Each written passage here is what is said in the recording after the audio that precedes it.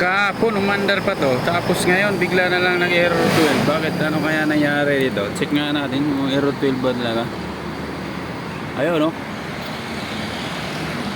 Tapos lumalabas yung check engine. Ang problema, lumalagitik lang yung relay. Parang ayaw umikot yung magneto. Ayun, no?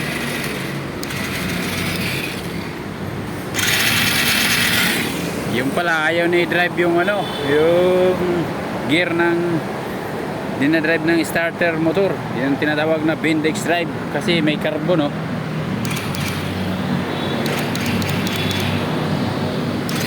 Yun lang problema. Kaya yung crankshaft sensor hindi gumalaw. Ang ginawa, pwedeng gawin tong ganito.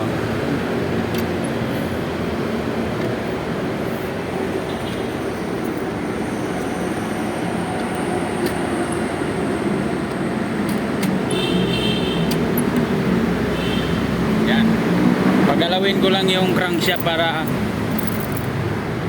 mawala yung ano.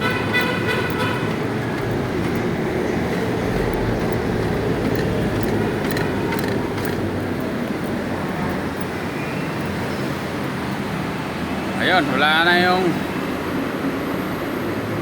error 12. Ibalik na natin sa ano, neutral.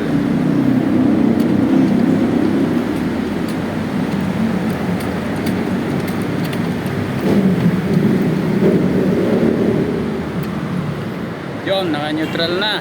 Wala na rin check engine, wala na rin yung ano. Sus! Agoy! Ayaw talaga, Bendix drive talaga. Lumusot na.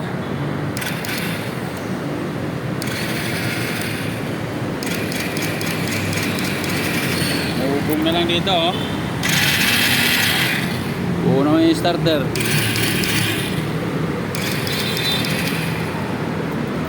Yung Bendix drive ng dinadrive ng starter motor, yun ang problema. So dito wala na yung check engine na lumabas, tapos yung error tape wala na.